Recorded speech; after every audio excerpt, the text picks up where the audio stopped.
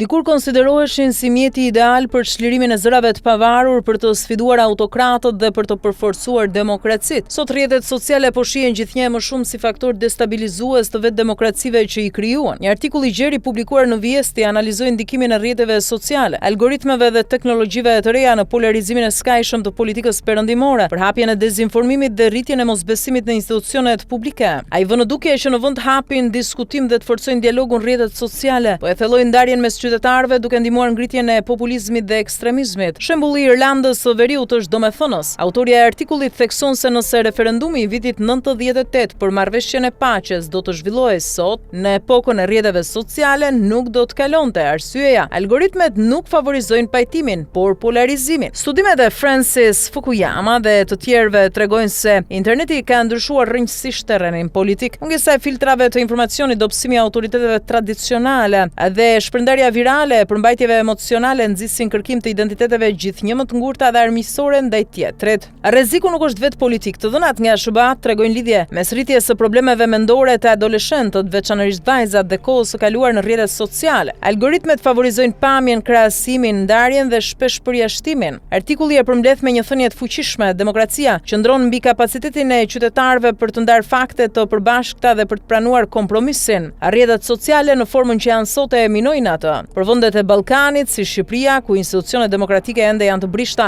dhe ku media tradicionale nuk e gëzojnë besimin e gjerë të publikut, ndikimi i rrjeteve sociale është edhe më i rrezikshëm. Çdo platformë bëhet lehtësisht terren për përhapjen e urrëties, nacionalizmit ekstrem ose dezinformimit të importuar nga aktorë të jashtëm. Në Shqipëri, mungesa e edukimit mediatik, kombinimi me mungesën e transparencës në politikë dhe me një klim të polarizuar partijake, e bën atë hapësirën digjitale të prekshme ndaj manipulimeve. Politikanët nuk janë më burim informacioni, por shpesh vetë burim dezinformimi, ndërsa mediat shpesh ndjekin logjikën e klikimeve, jo të së vërtetës. Në këtë realitet është e domosdoshme një strategji kombëtare për edukimin mediatik që nga shkolla e mesme, forcimi i rregullatorëve të pavarur dhe transparenca algoritmike. Përndryshe, Shqipëria rrezikon të bëhet një laborator eksperimental i keq përdorimit të teknologjisë në politikë, ku nuk fitojnë më idet më të mira, por më toksiket.